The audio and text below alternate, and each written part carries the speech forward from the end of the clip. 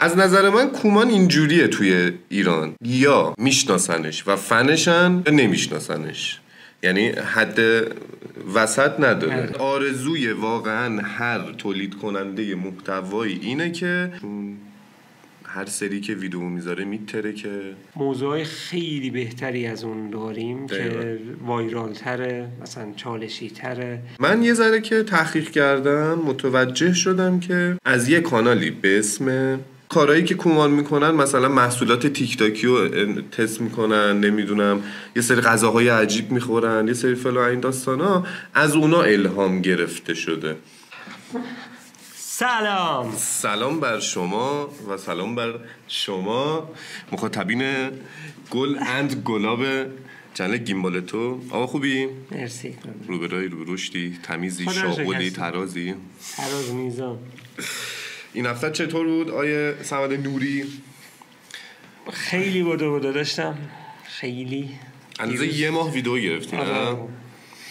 دیروز 4 تا ویدیو دست جمعی رو یه جا تو یه روز گرفتیم. درود بر شرفت. من انرژی برام نمونده بود آخر وقت. تکی نمیتونم توی یه روز ویدیو بگیرم.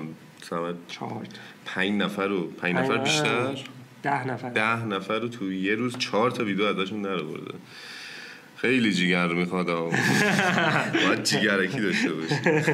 آقا من یه سوالی همینو میخوام بگم. من یه سوالی ازت پرسیدم و یعنی سوال که نبود، چند روز پیش همون پادکستی که سری قبل ضبط کردیم، دقیقاً هفته پیشش، بهش گفتم که آقا موضوع بعدی اینه که میخوایم در مورد کومان صحبت کنیم و بدونیم که چرا کومان موفقه، انقدر طرفدار داره. بعد گفت کومان کیه؟ کومان چیه؟ یعنی چی؟ نمیشناسی؟ گفت نه زیاد اینو. بعد یکی دوتا ویدیوهاشو که دیده بود گفت آها نه دیدم اینا رو، ولی اونجوری پیگیر نیست.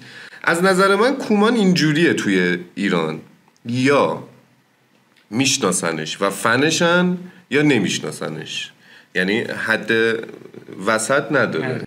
من تا حالا مثلا کسی ندیدم که ازشون بدشون بیاد یا چرا باید از یکی بدمون بیاد باشون حال نکنه، یا نشناخته یا میشناخته دوستش داشته. الان دقیقا من و تو نماینده 2 جامعه مختلفیم. من فنشونم و میشناسم و تو نه من میشناسم که ببین باید درگیرش بشی دیگه. باید یه دونه ویدیو تو رو بگیره. آره یوتیوب اینجوریه دیگه. یه دونه ویدیو طرف، اصلا کلا سوشال میدیا، یه دونه ویدیوش وایرال میشه یا یه حرفی یه جایی میزنه که اون تو رو میگیره و میکشونه طرفش. دقیقاً. یکیشو که دیدی بعدش فنش میشه، مثلا میگه بذار یکی دیگه بعدش. من اصلا قبل از اینکه کومان به وجود بیاد اصلا درگیرشون بودم. یعنی کومان تشکیل شده از کوروش و ایمان دیگه. خب و میا. البته من اصلا قبل از این که خیلی ها اینجوری هم، اونایی که اکثرا کومان رو میشناسن از قبل با میا آشنا بودن، با کوروش آشنا بودن و بعد حالا ایمان اومده با ایمان هم آشنا شدن و الان دیگه فن محتواهای کومانن. حالا ما میخواییم توی این ویدیو، توی این گفتگو ببینیم که چرا محبوبن، چرا کارشون درسته و چرا کانالشون هر سری که ویدیو میذاره میتره، که دلایلش چیه؟ چرا آرزوی ماست که دقیقاً آرزوی واقعاً هر تولید کننده محتوایی اینه که به این درجه برسه، فن بیس به شدت محبوب و قوی، آدم ها یعنی همه دوستشون داشته باشن و هر ویدیویی هم که بذارن، هر چیزی که بذارن خیلی ویو بخوره، پاسورد خوب داشته باشه. به اون مسئلهش یعنی حالا به مرحله حسودی نرسیدم فعلا در تجربه. مثلا آدم اون موضوع رو من اگه به اون نفراتی که دور خودم دارم بگم که بیا مثلا یه غذا رو فلان رو چک کنیم، تست کنیم فلان، مطمئناً قبول نمیکنه. یا اینکه یه ایرادی به اون ویدیو میگیره، با این چی آخه کی میاد اینو ببینه. ولی مثلا کومان همونو میذاره 1 میلیون ویو میگیره، اندازه یه ویدیو دیت مثلا. خب حالا ما دقیقاً توی این ویدیو میخوایم به همین بپردازیم. چرا؟ به نظر تو چرا؟ تویی که به نظر یک من هفته تحلیلشون کردی، چیزی که من دیدم عقبه طرف که میگم منظور ویدیوها و سابقه ایه که طرف از خودش توی سوشال میدیا ساخته، اونقدر دیده شده، اونقدر همه دیدنش که یه تیکه حالا توی یه ویدیو اینور اونور دیدنش که به سمتش که جای دیگه که دیده گفته بذار ببینم این کی هست. توی مثلا اکسپلور هم هی هست. خب به نظر من تنها یعنی کلمه‌ای که به ذهنم میرسه فقط اونه، چون میگم به موضوع که بیای موضوع خیلی بهتری از اون داریم که وایرال تره، مثلا چالشی تره، میتونه بیننده رو عصبانی کنه، میتونه احساسیش کنه که بیاد یه کامنتی بذاره، نظری بده، وایرالش کنه، زرد محتوا درست کنه. آره یه سری چیزایی داریم مثل دیت که قبلا حالا مود بود، من خودم یکی از اونها بودم که انجامش میدادم، ولی بعدا دیگه واقعا از چش افتاده. یه ترندی بود دیگه، اومد و رفت. آره. سابقه رو قبولت دارم. ببین الان اول که اصلا قبل از این که کسی کوروش رو بشناسه، کسی ایمان رو بشناسه، میا بود. کی میا بود که میشه خانوم کوروش. اون موقع البته دوست دختر دوست پسر بودم، موقعی تو ایران بودم. اگر بخوام یه توضیحی بدم بهت و اون کسایی از بچه‌هایی که نمیشناسن به اون صورت، اول میا بودش، یعنی چنل میا بود فقط. چی کار میکرد؟ میومد در مورد گیما صحبت میکرد، نمیدونم گیم پلیشو میرفت، کلا در مورد گیم بود. چی بهش میگن؟ ویدیو گیم بود. بعد یواش یواش یه ذره رفت جلوتر، بعد رسید به یه سری چالش‌های همین معمولی و اینا. بعد کوروش اومد توی ویدیوهاش. کوروشه یه ذره شخصیت خودش که خیلی شوخ و با انرژی و چیز بود اضافه کرد به ویدیو و مخاطبا خوششون اومد دیگه، با هم دیگه ویدیو ساختن و با هم مثلا یه سری بازی ها رو انجام میدادن و مثلا این حرکت ها ریاکشن اینطورا میرفتن و ویدیو سخت نمیگه. نه بعد تجهیزات اونجوری هم نداشتن یعنی یه دونه ویدیو مثلا دوربین بود میذاشتن اینجا، خودشون پشت میز کامپیوتر بودن با هم بازی میکردن، یا همین چیز، اصلا چیز خاصی نداشتن. بعد گذشت دیگه، رفتن کانادا. الان فکر میکنم 5 ساله که کانادان، اگر اشتباه نکنم. آره. بعد که رفتن کانادا دوباره همون سبک رو ادامه دادن تا با ایمان آشنا شدن. ایمان کیه؟ ایمان قبلا استریمر بود، بعد پادکستر شد که پادکست خودکست رو درست کرده و پادکست خیلی جذابی هم هست. بعد این دوتا کوروش و ایمان توی یه ساختمون مثل این که زندگی میکردن و با همدیگه آشنا شدن و صحبت کردن و کومان را افتاد و آره کومان الان میشه دیگه ترکیب ایمان، کوروش و میا و الان دیگه با همدیگه این محتوا رو دارن میسازن، اما همچنان کانال میا هست و ویدیوهای مخصوص خودش رو میذاره، کومان هم هست، ایمان هم که حالا بعضن ویدیوهای خودش رو میذاره. اما کومان چجوری شکل گرفت، یعنی جدای از افرادش، من یه ذره که تحقیق کردم متوجه شدم که از یه کانالی به اسم Good Medical Morning، یه کانال خارجیه به شدت قدیمی، یعنی اولین ویدیوش برای 10 سال پیشه. خب یوتیوب چند ساله اومده؟ همون 12 ایناست، همون حدود هست، زیاد نیست نسبت به 2010 بود. خیلی 20 سال فکر نکنم بشه. 20 سال نیست، حدوداً 15 سال. اینا خیلی قدیمی هن و سبکشون تقریبا همینه. خب یعنی کارهایی که کومان میکنن، مثلا محصولات تیک تاکی رو تست میکنن، نمیدونم یه سری غذاهای عجیب میخورن، یه سری فلان این داستانا، از اونا الهام گرفته شده، اما کپی نیست. خب داشتی حساب میکردی؟ داشتم حساب میکردم چون من سال یه لحظه اینجوری الگوریتم و اینا اومد بالا سال 88 که من اون زمان تازه با ادیتور اینجور چیزا داشتم آشنا می شدم اون موقع بحث یوتیوب بود که یه کانالی، یه سایتی هست که اینجوری ویدیو بازدید پول فلان. آره. گود میدیگال مورنینگ. 2 سال بعدشون شروع کرد. آره از اینا من وقتی که دیدم محتواشون دیدم چقدر شبیه کومانه و متوجه شدم که کومان بیشتر ایده هاشو از اینا برمیداره اما کپی 100% نمیکنه ازشون. دقیقاً کاملا شخصی سازی شده است و این شخصی سازی شده، شخصی سازی کردنه باعث شده که کومان بشه و صرفاً یک کانتنت کپی نباشه. اینم اولا اینجا بگیم کانتنت کپی اصلا کار کردنش، حتی کپی کردنش هم اصلا ایراد نیست. اتفاقا جسارت و جرأت میخواد. دقیقا. چون تو مثلا وقتی یه کانتنت رو داری کپی میکنی یه سری اتفاقا میفته. ممکنه مثلا بیان ازت ایراد بگیرن که تو آره از فلانی کپی کردی فلان، بیان بزنن تو سرت. تو باید جسارت اینو داشته باشی که یه همچین چیزی رو تحمل کنی، جلوشون بیستی، جوابشون رو بدی. اون از اون برم که خلاصه یه سری چالش هایی هست. مثلا بعضی چیزا رو ما نمیتونیم کپی کنیم، بعضی چیزا رو میتونیم کپی کنیم. اینا رو باید همشو بررسی کنی ببینی اصلا میشه نمیشه، امکانات کپی کردن هم اصول داره. آره خیلی برای خودش داستان داره. همین کپی کردن اتفاقا توی تولید محتوا مخصوصا اوایل کار کاملا لازمه. اصلا باید باشه. اصلا مگه میتونین بدون اینکه از یکی کپی کنیم بیای یه کاری رو انجام بدی؟ قسمت قبلم گفتیم دیگه، گفتیم اصلا برای اینکه بخوای شروع بکنی برای اول کار باید کپی بکنی. ولی یه کپی که شخصی سازی شده باشه. خلاص هر کسی یه کاراکتری داره. الان تو یه کاراکتری داری، من یه کاراکتری دارم. مثلا بعضی از یوتیوبرها هستن اول ویدیوش میاد کلی انرژی داره، اصلا داره میتره که اصلا دود میزنه فلان.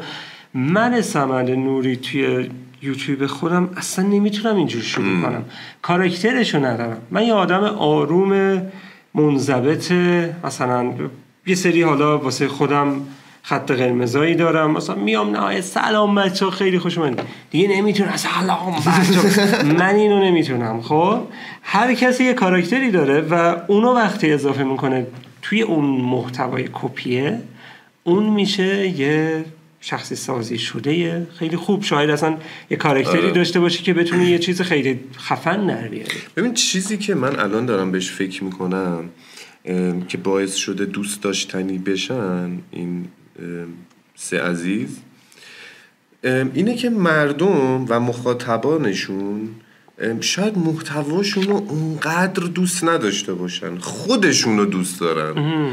خب یعنی اگر مثلا کوروش بیاد چه میدونم یه ریاکت معمولی بگیره، یه هرچی اصلا بیاد 5 دقیقه فقط دوربین رو نگاه کنه هیچ حرفی نزنه، بازم دوستش دارن و از اون یعنی اون ویو میخوره، نمیدونم بازخورد میگیره. انگار که اون پرسونال برندینگشون خیلی قوی تره تا نسبت به اون محتوا هم خیلی تاثیر داره ها، ولی کاری که کردن و چیزی که از خودشون نشون دادن به مخاطب اون باعث شده که انقدر دوست داشتنی بشن. به نظرت علتش همون عقبه هست؟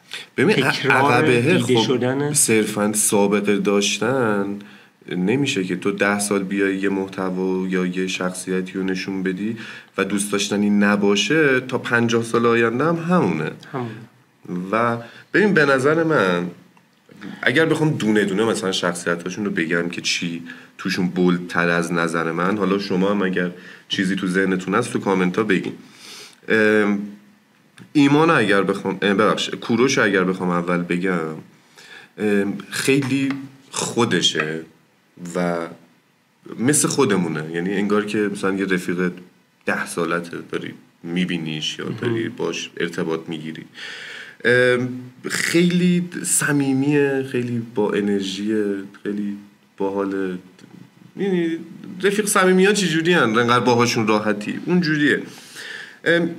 میا یا کیمیا یه دختر خیلی قابل اعتماد، خیلی متین و آروم، وایب خوب بده، اینجوریه، انگیزه بهت میده، یه همچین آدمیه. ایمان ولی یه ذره از اینا پرروتر و خیلی پرروی بد نه، یه ذره پرروی چیز شیطنت آمیزه. و خب ایمانم میگم به واسطه این که خب هم استریمر بوده هم پادکستره، همچنان هم پادکستر هست، باعث میشه که این مهارتی که به دست آورده از این دوتا حوزه هم احساسات رو خوب منتقل بکنه توی کلمه ها و توی جمله ها، حتی توی اکت صورت و اینجور داستان ها. همین که تعامل با مخاطب خوب بلده، که اینا هم از استریمره میاد، هم از استریم کردنه میاد و هم از اون پادکست ساختنه میاد. یعنی من اگر الان اپیزود دومیم، شاید اگر شما اپیزود 10 رو ببینید من خیلی بهتر بتونم صحبت بکنم، خیلی بتونم کلمه ها و جمله های قشنگتر و جذابتری استفاده بکنم که مخاطبم خوشش بیاد. حالا ایمان که چندین تا اپیزود ساخته و کارش این در کل یه سوال ازت بپرسم، خلاصه تو به یه شناختی از کاراکتر طرف رسیدی، چی باعث شد تو به این شناخته برسی؟ ویدیوهاشون رو دیدی، توی ویدیوهاشون حرکتاشون رو دیدی، از یه جایی خوندی یا خودشون اومدن اصلا خودشون رو معرفی کردن؟ نه، ویدیوهاش. توی ویدیوهاشون؟ آره، خوندنی که نبوده قطعاً، خودشون هم که نگفتن. طرف نمیاد که من نمیام بگم من خیلی خوبم، من خیلی صمیمیم.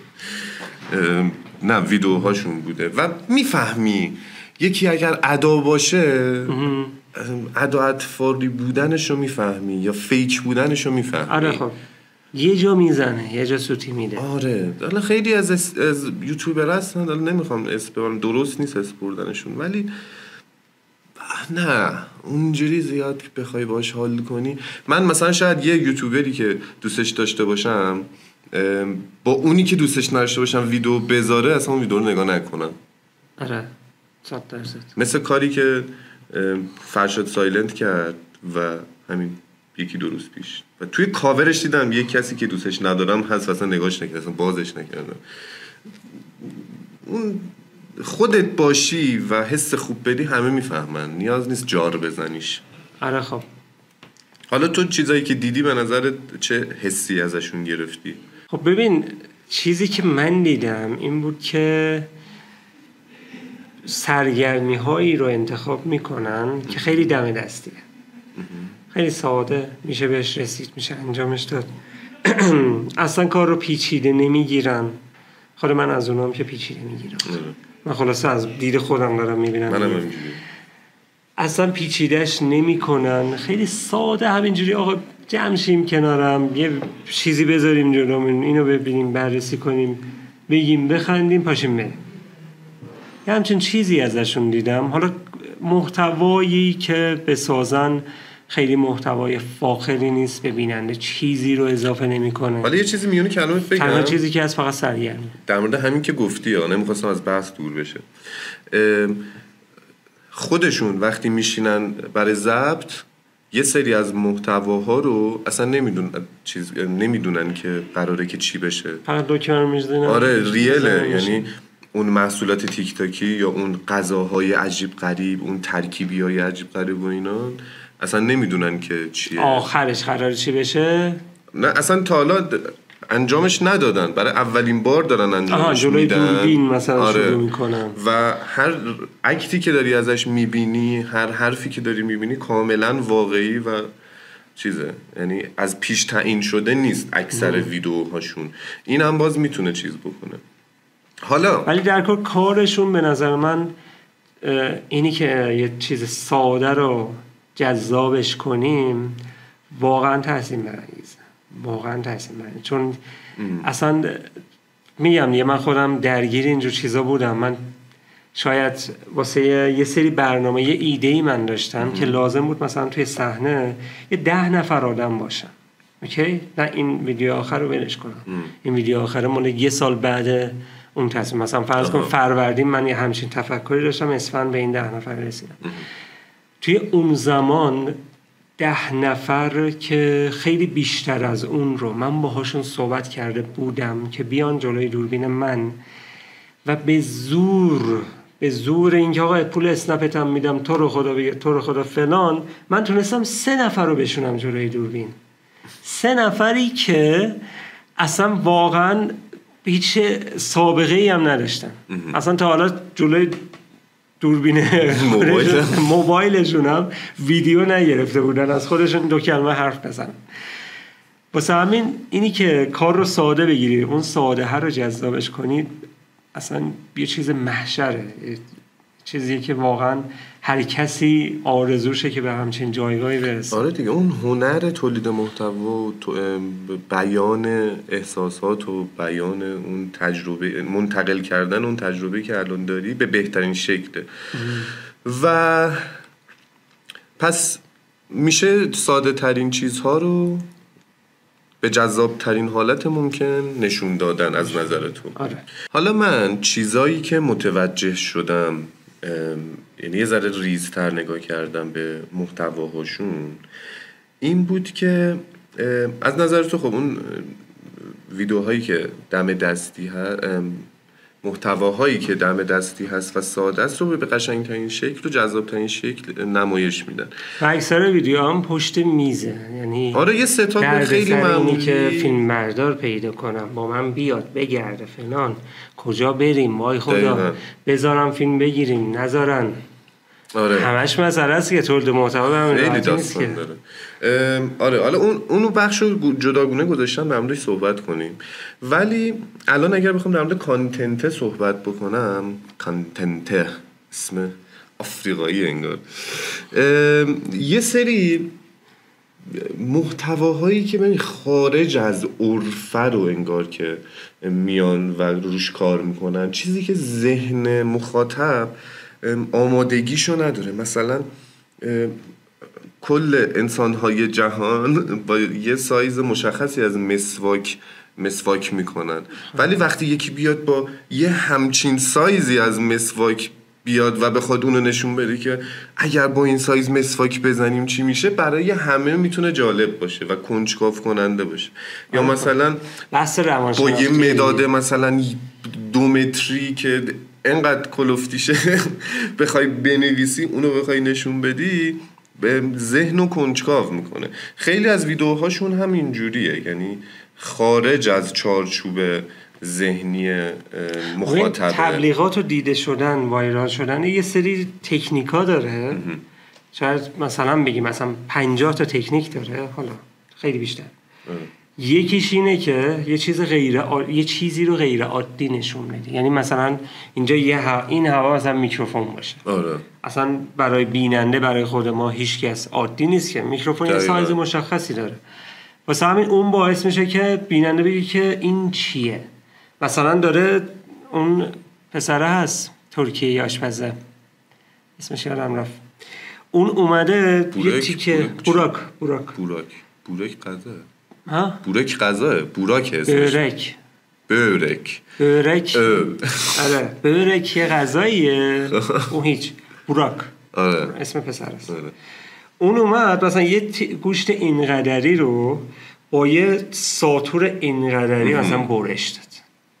بیننده اغراق بهش اغراق میکنه که بیننده بیاد ببینی اصلا این چجوری اینو کنترلش میکنه، اصلا این از کجا آورد. آره تا حالا ندیده اون همچین ساتوریو و تا آخر هم نگاه میکنه. آره اینی که میگی کاملا درسته و موافقم. و اکثر کسایی هم که ببینید همچین تکنیکی استفاده کردن، 99% ویوها و بازخوردهای خیلی خوبی گرفتن. یعنی میشه یکی از نکته‌هایی که اگر میخواییم توی تولید محتوا موفق باشیم اینه که خارج از چهارچوب عادی و نرمال فکر بکنیم و اونو عملی کنیم و اجراش بکنیم. کلا اصلا وایرال شدنه وقتی نرمال هستی نمیتونیم وایرال بشی. یه چیزی باید این وسط درست نباشه، سر جاش نباشه. مثلا اون یارو که اسمش هم نمیدونم چیه، میره برای جاهای مختلف تبلیغ میکنه، هندونه میزنه تو سرش، نمیدونم زردچوبه رو برمیداره میکوبه، داد و بیداد میکنه، قشنگ اگزاجره آره خودشو پاره میکنه. آره. این یه چیز نرمالی نیست دیگه و وقتی تو یه چیز آنورمال داری میبینی قطعا چشا و حواسا به تو پرت میشه. توی هر چیزی اگر این فرمول رو رعایت بکنین قطعا محتوای وایرالی خواهید داشت. البته نه به هر قیمتی، اینم در نظر داشته باشید. آفرین. نه به هر قیمتی و خوب اومدی. یه موقع میبینی که ممکنه یه کاری که تو داری میکنی شخصیت تو رو یه چیزی یه جور دیگه اصلا نشون بده، یه اسمی روت بذارن که تا شاید 10 سال 20 سال هر وقت اصلا اومدی جلوی دوربین اون اسم هم ذهنشون بیاد. دقیقاً. بعد خیلی یه شمشیر دولبه است به نظر من. خب یا پول یا کاراکتر. میشه وسطش توی اون شرایطی که دیگه خودتو میخوای نابود کنی باید یکیشو انتخاب کنی. بله موافقم. مشخصه چیه؟ موافقم. و این خلاق بودنشون هم توی همه چیشون هست، یعنی توی مجازات هاشون هست. مثلا چه میدونم گوشت خرس میده، گوشت فوک میده، مثلا چیز میخوره، ایمان میخوره، نمیدونم اصلا یه چیزای عجیب غریب. امکانات دیگه انصافا اونجا حتما سفارش امکاناتشو دارن مثلا. آره امکاناتی که دارن، مثلا از ژاپن مثلا سفارش میدن، مثلا یه ماه طول میکشه تا برسه دستشون. یا یه میوه های مثلا چه میدونم انبه مثلا ژاپنی مثلا میان از من ایرانی الان اینجا بشینم چی رو از کجا سفارش بدم؟ ما خیلی کارا نمیتونیم بکنیم ولی خب دلیل نمیشه که نشه. یه جوری دیگه انجام بدیم. من بهونه نده دست مخاطب. الان میگه نه صمد گفت نمیشه، اون نتونه. نه میشه شده که وقتی برای اینا شده واسه ما هم میشه. آره بابا. خب اینا از اول که کانادا نبودن که، از اولی که طرف از مادر زایده که جلو دوربین نبوده که. آره دیگه تو به یه جایی میرسی، اونم پول داشته باش، همه کار برات میکنن. از شاخ آفریقا هم برات چیز میفرستن میگن. و این از محتواهاشون. یه چیز دیگه ای هم که به نظر من باعث شده محبوب باشن و فن بیس قوی تشکیل بدن اینه که اکثر یوتیوبرها این کارو میکنن. یه کامیونیتی به خصوصی برای خودشون درست کردن. مثلا خب بعد این که معروف شدی یه تعدادی داشتی کامیونیتی. آره ببین مثلا کوروش میاد میگه که آقا من یه قبیله‌ای دارم جمع میکنم به اسم کوروش توپیا، یعنی من یه کشوری دارم، یه جزیره‌ای دارم که اسمش کوروش توپیاه و فنای من فقط میتونم بیان اونجا. حتی فنای میایی که زنشه نمیتونن وارد اونجا بشن. یه چیز کاملا خیالیه ها ولی درست شده. آره میالندو داره و میگه فنای کوروش توپیا مثلا من راشون نمیدم یا فلان. مثلا ایمانم جدیدن ایمان آباد چیز شده. یه دونم حسین دارن، فامیل خلاقیت توی اسمشون اصلا مشخصه که آره یه دونم حسین دارن که فامیل کوروشینا، فامیل ایمانیناست. اونم اسمش گذاشتن چی؟ حسین دره. حالا حسین هم زیاد جلو دوربین نیست ولی خیلی آدمه، خیلی پسر گلیه. اینه که حالا کامیونیتیه رو تشکیل دادن و اصلا کانتنت هایی در خصوص همین میذارن. مثلا چه میدونم همین جدیدن یه ویدیو گذاشتن که رفته بودن میگفت داریم میریم کاخ کوروش توپیا. مثلا یه قلعه طوری رنت کرده بودن و اینا رفته بودن. خیلی باحال بود و میتونی از اینا استفاده بکنی و یه فن بیس خیلی قوی و جذابی داشته باشی. و اکثر یوتیوبرها هم دارن. آریو کپسر داره میدونم، ارزم خدمتت فرشاد سایلنت. پوتک فکر کنم داره. پوتک نداره. اینایی که اسم چیز داشته باشن و مثلا یه اسم به خصوصی برای خودشون انتخاب کرده باشن. آره تو اون زمینه زوم نکرده بودم میبینم. آره خیلی تاثیر داره آخه توی ذهن مخاطب. خودشو جزئی از تو میدونه. یعنی اون تعامله رو تو برقرار میکنی. آره و خیلی تو رو میتونه نزدیک کنه به مخاطبت. و جدای از ایده های خلاقانه شون یه شعاری دارن، اصلا یه دونه چنل پادکست هم دارن دیگه به اسم دوگم نباش. اون اصلا کلمه دوگمو به نظرم اینا چیز کردن، مودش کردن، انقدر استفادهش کردن. اینه که دوگ به معنی کلیشه‌ای بودنه، خب، و مثلا میگن آقا طرف دوگمه، میگن طرف مثلا کلیشه‌ایه، خب، و محتواهای دوگمه نمیسازن، کلیشه‌ای نمیسازن. حالا شاید اگر دم دستی و چیز باشه ولی باز اونو یه جوری تغییر میدن که از اون دوگم بودن و کلیشه‌ای بودنه در بیاد. این هم باز میگم باز برمیگرده به تأثیراتش تو ذهن مخاطب که هر محتوایی که ازشون میبینه جدیده و جایی مثلا شبیهش جایی ندیده باشه. آره. تنوع توش زیاده، توی تنوع رو بسازه، مخاطبم به این مسئله عادت کنه که آقا من از این همیشه قراره چیز جدید ببینم. آره. خودش اصلا یه نوع فنسازه دیگه. دقیقاً. و خوبی کومان هم اینه که اگر بخوام یه خوبی دیگه شو بگم اینه که منظمن، یعنی شغلشونه، خب، و توی شغلشون به شدت منظم و مرتبن، یعنی همه فناشون، همه مخاطبانشون میدونن که جمعه 12 ظهر کومان آپلود شده و من میتونم برم نگاه کنم، پابلیک میشه. آره. و حالا شاید مثلا در طول هفته یه حالی هر از گاهی بدن، یه روز دیگه هم بدن، ولی جمعه جمعه همیشه هستش. دقیقا این منظم بودنه و اینکه مخاطب و منتظر خودش میذاره. یعنی تو اگر ساعت 12 پابلیک میشه، ویدیوش معمولا چقدره؟ تایمش زیر 1 ربع فکر میکنم نباشه، بیشتر از نیم ساعت هم نیست. اوکی. این هفته جمعه ساعت 12:30 میذارم ببینیم برای کی بیشتر ویو میخوره. نه برای کی رو که مطمئناً مال ویو میخوره، ولی این یه تکنیک دیگه. خلاصه آقا ویدیوی اون که اومد تموم شد مال من مال من پیشنهاد میشه. آره اینم چون توی یه سبک نزدیک اونا.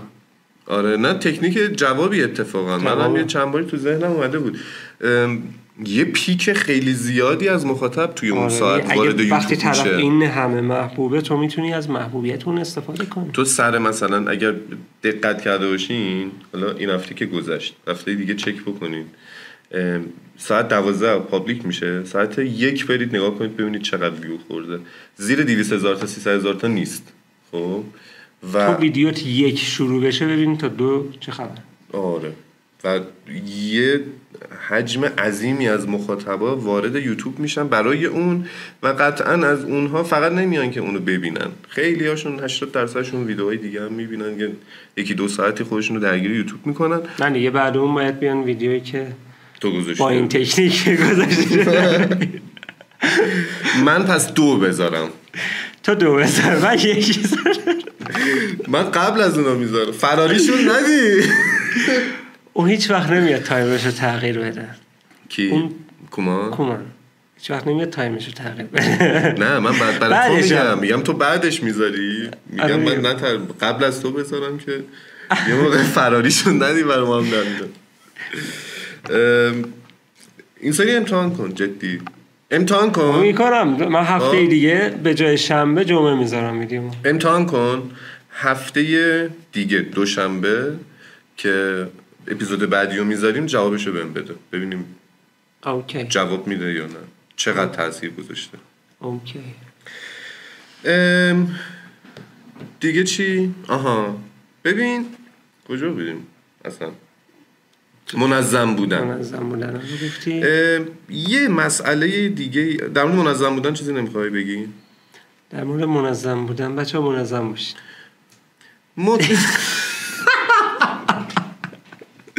نکته بعد نه آخه توی اپیزود قبلی هم صحبت کردیم کامل مفصل.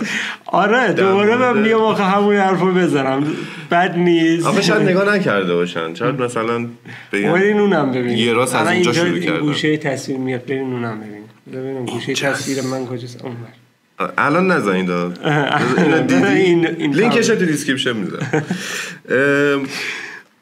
منظم بودن، استمرار داشتن که واجبه و لازمه. واجبه درسته؟ لازمه. واجب و لازم. یه کلمه دیگه ای رو به ذهن میاره. نمیخواد اونو. بوی خوبی برای نداره. آره لازمه یه تولید محتوا کردن، منظم بودن و استمرار داشتن. یکی دو تا خوبی دیگه داره که چقدر داریم صحبت میکنیم؟ نیم ساعت شده. اون سری میخواستم تایم بگیرم یادم رفت، این سری هم گفتم تایم میگیرم بازم یادم رفت. نه حال نرم تا اونجا برم. بچه ها کامنت کنین چقدر گذشته. تعامل با مخاطب. اکثر ویدیوهایی که میذارن که توی زمینه مقایسه ای هاست، یه سری ویدیوهاشون مقایسه میکنه. مثلا میگه آقا چیپسای یه سری که اون چیزی که من بررسی کردم مالا 90% بیشترش مقایسه است. آره نه یه دونه از مسابقه دارن. خب مثلا میگه مسابقه مثلا چیپسای ایران. خب بعد خودشون میان تست میکنن، بعد یکی حذف میشه میره بالا، تست میکنن اینجوری تا توی جدولی به فینال میرسه و برنده مشخص میشه. مهر نهایی کومانو به قول خودشون میزنن برای اینکه برنده شده. قبل از اینکه بیان این ویدیو رو ضبط بکنن اصلا میان توی کامیونیتی یوتیوب نظرسنجی میذارن، پول میذارن و میگه که آقا ما میخوایم همچین ویدیویی بذاریم، از بین اینا کدومو بیشتر دوست دارید؟ و مخاطبا رأی میدن و اینا. بعد اینا میان اصلا رأی‌ها رو نمیدونن که کی چقدر رأی داده، فقط میدونه که پشت صحنه است و حالت مجری طور یا راوی طور داره. میاد و اینا دونه دونه تست میکنن، حذف میکنن فلان. بعد که برنده مشخص شد میان رأی‌ها رو میخونن و مثلا یهو میبینی که اونی که مخاطب گفته که بیشترین رأی داده از نظر مخاطب اول بوده، از نظر مثلا کوروش و ایمان آخر بوده، یا مثلا یکی مونده به آخر بوده و اینه که جذابش میکنه. و هم این قضیه جذابش میکنه و هم این که هم با مخاطبه تعامل گرفته، هم نظر مخاطب رو ارزشمند دونسته و شریک ویدیوی خودش کرده.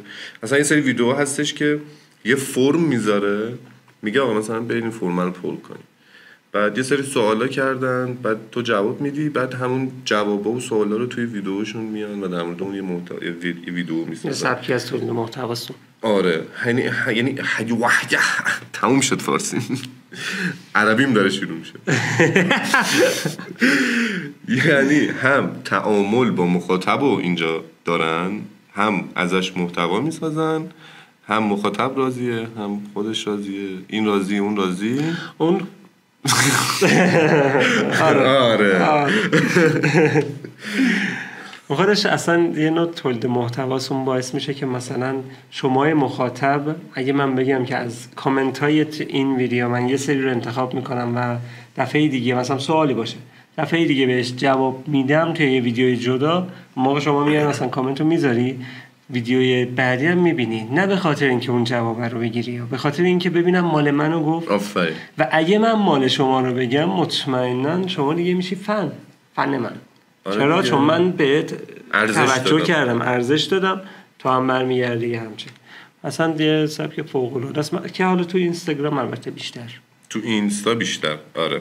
به خاطر اینکه تو اینستا فاصله مخاطب با تولید کننده محتوا کمتر حس میکنم. خیلی. به واسطه استوری هایی که گذاشته میشه و کوشن باکس ها و مثلا این طرف اونور گوشی نشسته. دقیقاً. ولی تو یوتیوب انگار یه ذره فاصله بیشتره و اتفاقا اگر تو یوتیوب ارزش بدی به نظر مخاطب، به نظرم ارزشش بیشتره.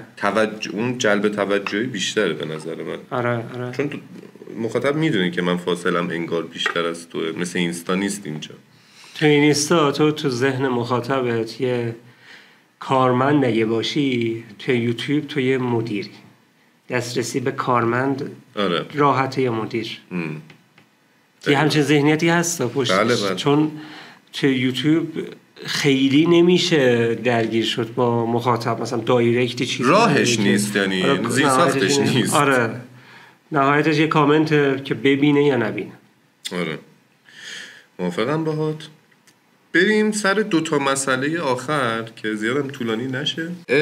2 مسئله آخر، یکی همین من خودم شخصه هر بار که کومانو میبینم حالم خوب میشه.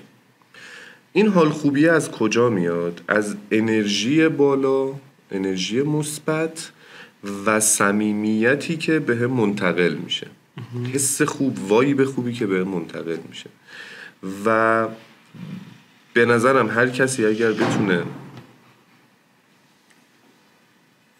بچه ها عصبانی هستن نه دیگه دره به نظرم هر کسی که بتونه این پکیج رو منتقل بکنه به مخاطب. ببین ما توی سوشال احساس رو میفروشیم. حالا فروش صرفا این که یه پولی بدیم، نه خب منظور مالی نیست. ما ویو میخواییم از چیز دیگه، از مخاطبمون توجه میخواییم، دیده شدن. ما اون حسه رو داریم میدیم به مخاطبمون و مخاطبمون وقتش رو برای ما میذاره. یه تبادلیه دیگه. یه کسی اگر از من خوشش نیاد نگام نمیکنه و من مجبورم که یه حسی رو بالاخره منتقل بکنم. یکی میبینی با هیت تو میری نگاش میکنی، کامنت میذاری براشو فلان، زیاد کار من نیست بخوام هیت بگیرم. خیلی ها هستن که به واسطه هیت گرفتن اصلا مبنای کارشون رو اصلا میذارن به پایه هیت گرفتن. مهم اینه که کامنت بگیرم، مثلا میخوان دیده بشن به هر قیمتی. ولی یه سری با حس ترس تو رو جذب خودش میکنه. چه میدونم محتواهای دارک وب و نمیدونم جن و روح و فلان و اینا. یه سری هم مثل اینا حس مثبت، انرژی بالا، خنده، شادی، سرگرم کردن. آره اینجوری تو رو جذب خودش میکنه.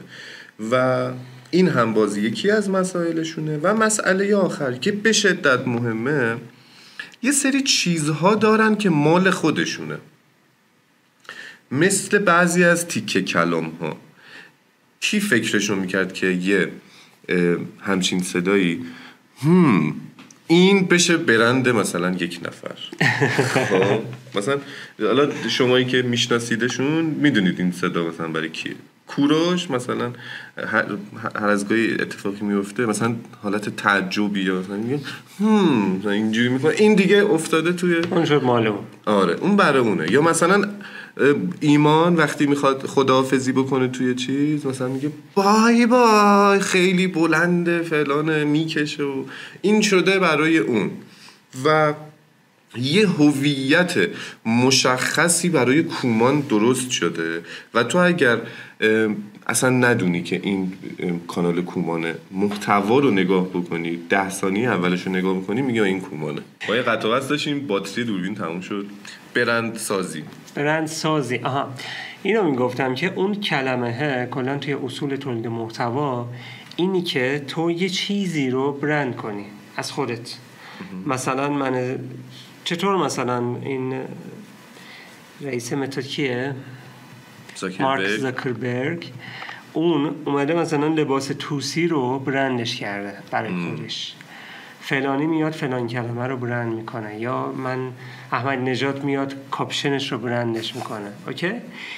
این مسئله باعث میشه که هر کسی، اونقدر قدیمی شده که میتونیم مثالش کنیم، هر کسی اگه یه چیزی رو ارائه بده که بیننده، اون مخاطب، اون ملت یه جای دیگه اونو بشنون و به یاد این بیفتن، برده. یه چیزت بگم، پرهات بریزه. چی؟ کوروش خال داره اینجاش، اون برندش شده. یه دونه عروسک ساخته بودن، یه دونه ویدیو دارن که عروسک هاشون صحبت کومانو اجرا میکنن، خب با صدای خودشونه، ولی بعد توی عروسک اون خاله هست.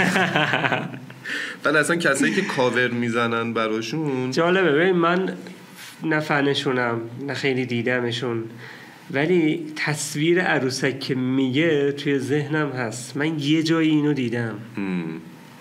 آره یه جایی دیدم، شاید اصلا ننشستم کلشو ببینم، ولی اون تصویره تو ذهنم گذری هست. یه چیزی تو ذهنت خوش کرده است. آره. که مثلا یه فلانی یوتیوبر اومد با عروسک اجرا کرد، این کلمه مثلا تو ذهنم هست. آره. ولی نمیدونستم شاید.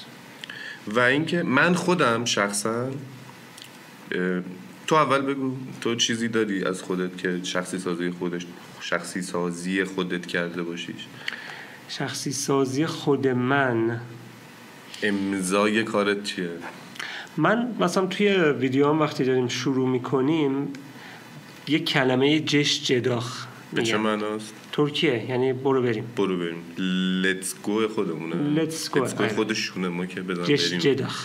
خب یه همچین چیزی دارم برای خودم، در کنارش دارم به مرور یه چیزایی رو تکرار میکنم، بهترش میکنم تا از توش یه چیزی رو در بیارم. مثلا آخرش الان جدیدم من همون بای رو میگم، نمیگم خداحافظ یا نمیگم چیز دیگه، آخرش با بای تموم میشه. اون جش جداخه توی اولش هست، بینش هم شاید یه سری تیکه کلمه‌ای داشته باشم که حالا توی هر ویدیو نسبت به جایی که باشه دیگه. حالا الان مثلا توی این ویدیو خلاصه یه ویدیو طنز نیست، شاید نتونم تیکه بندازم بهت، ولی خلاصه اگه ببینم چارچوب خودت میتونی استفاده میکنم. برای من هم که بچه‌ها میدونن الان توی کامنت ها میگن چیه، میتونی اونجا متوجه شی. آره حالا مثلا من بگم بیو، برو بگو. بیو مثلا آره بیو چیه؟ بیو چیه؟ بیو جلا باشه. حتما باید. اوکی. آی باعث شدم بیادب باشم.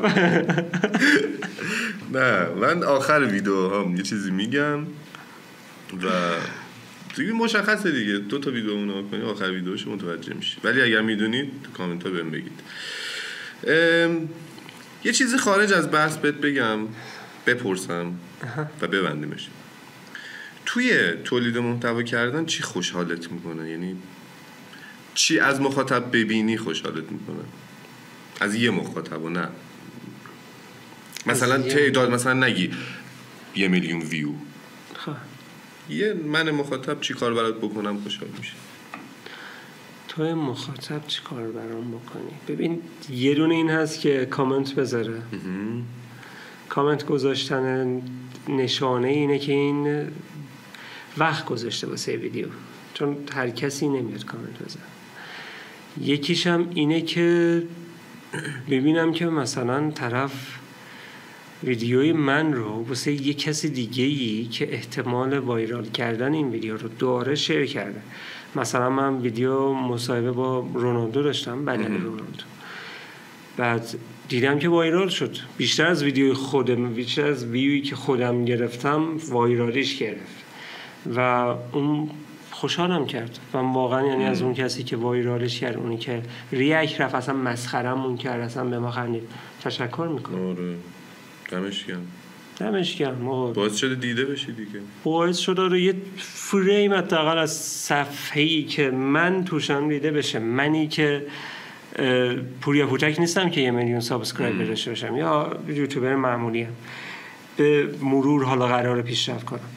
همین که مثلا یه کسی که شاید 50 برابر من مخاطب داره اومده یه تصویر از من توی کانال خودش گذاشته، برای من ارزشمند، هر چی که باشه. حالا من کاری نمی کنم که بعدن یه اسمی روم بیفته، نهایتش همون یه دونه مسخره کردن ماست دیگه. تا حالا جایی دیدی که ویدیو تو کسی ببینه متوجه تو نباشه، یعنی ندونه که تو اونجایی، ولی ویدیو تو ببینه بعد تو صداشو شنیده باشی. یه بار شد. کجا؟ توی خونه یکی از آشناها بود. البته نه خونه نبود، محل کار بود. دیدم که داره نگاه میکنم، صدامونو چیز کرد، منم رفتم مثلا توضیح چیزی. من یه بار مترو بودم، بعد من مثلا اینجا نشسته بودم، مترو چیز بود، کرج به صادقی بود. کرج صادقی هم اگر نمیدونید اینجوریه که یه ردیف این ور داره و یه ردیف اون ور داره و روبروی هم صندلیه و اون ور نشسته بود. نه من اونو میدیدم نه اون منو میدید. بعد یهو همینجوری داشتم با دوستم صحبت میکردم و اینو، بعد یهو دیدم یه صدایی داره میاد، تیز کردم. بعد اون موقع یوتیوبشون رو نکرده بودم فکر کنم، آره اینستام بود. بعد همه یه ویدیو هم داشت نگاه میکرده، نمیدونم منو دیده بود، داشت زیاد میکرد که مثلا من به خودم بگیرم یا نه، نمیدونم چی بود، ولی انقدر حال داد، هیچی خیلی حال داد. به رفتی ببینیش بگی سلام؟ نه برام چی بگم، مرسی که ویدیو منو میگی. ولی من واقعا اون کامنته که میگی خیلی حال میده. بعد کامیونیتی یوتیوب مثل کامیونیتی اینستا نیست، خیلی آدمای خفن‌تر و آدمایی هستن که چون انرژی بده و گذاشته واسه ویدیو واسه کار وقت گذاره. آره هیت توش خیلی کمتره، حداقل برای کانتنت من هیت توش خیلی کمتره. من واقعا انرژی میگیرم، یعنی اگر فکر میکنید که کامنت میذاریم حالا همینجوری کرد، ببین بذار اینو من روشن کنم براتون. جدی شدم. تولید محتوا کردن و دیدن تولید محتوا یه چیز دو طرف است. خب من میام تولید محتوا میکنم، شما باید خمسشو بدی دیگه آقا، باید اون پولی که نمیدی بابت دیدن ویدیوی آموزشی من، ولی میتونی یه کامنت بذاری، یه لایک بذاری و هم به من انرژی میدی که بیشتر ویدیو بذارم، هم باعث میشی که ویدیوه چیز بشه به کسای دیگه‌ای که نیاز دارن، ساجست بشه، معرفی بشه و اونا هم استفاده بکنن و چند سر برده، هم من انرژی گرفتم، هم شما یه چیزی یاد گرفتی از کانتنت من که آموزشیه یا حالا سرگرم شدی، هم یه کس دیگه ای که نیاز داره اون نیازش برطرف شده یا اون سرگرم شده و این زنجیره اگر ادامه پیدا بکنه همه طرف راضی‌ان و باعث میشه که من به واسطه اینکه کانالم بیشتر رشد میکنه، سریعتر رشد میکنه، ویدیوهای با کیفیت بیشتری بذارم، توی ویدیوهام بیشتر خرج بکنم یا از این دست صحبت ها. پس نگید که لایک یادت چیه نکنم بکنم، نه خیلی تاثیر داره، مخصوصا برای اونایی که تازه شروع میکنن و نیاز به انگیزه دارن. کومان شاید نیازی به لایک، همه نیاز به لایک و اون تعامل و ایمپرشن دارن، ولی مثلا کومان اگر تعداد لایکش 20,000 تا بشه 15,000 تا براش زیاد فرقی نکنه، ولی برای من اگر 20 تا بشه 40 تا خیلی ذوق میکنم. آره خب اینو یه ذره از اون کانتنت بازم میسازم. آره بهترش هم میسازم. اینو همیشه در نظر فکر کنید که یک وظیفه اجتماعی رو دوشتونه، از چیزی خوشتون میاد، نمیگم الکی لایک کنید و نه، اگر چیزی به کارتون اومد، خوشحالتون کرد، حس خوب داد، کاری ازتون راه انداخت، مشکلی برطرف کرد، یه لایک یه کامنت 30 ثانیه بیشتر وقت نمیگیره، ولی برای تولید کننده محتوا به شدت ارزشمند و تاثیرگذاره. موافقی؟ بله موافقم. تمامش کنیم؟ تمامش کنیم. خدا نه زود انقدرم چیز نکنم. خدا همین، امیدوارم که لذت برده باشین. ما شاید کومانو بهونه کردیم ولی بیشتر میخواستیم تحلیل بکنیم که چی کار کردن که تولید محتوای جذابی دارن و مخاطبای زیادی دارن تا هم ما و هم شمایی که تولید محتوا میکنید ازش یه الگویی بگیرید و یه استفاده کرده باشید. دم شما گرم. مرسی. زحمت کشید. گوت گرخ چی بود؟ گشرخ. اون یه معنی دیگه میداد. ترکی اصلا نمیدونی؟ یه ذره ترکم. خب باشه قرار نیست اون کلمه رو اینجا بگی. سانسور میکنم، بوق میزنم.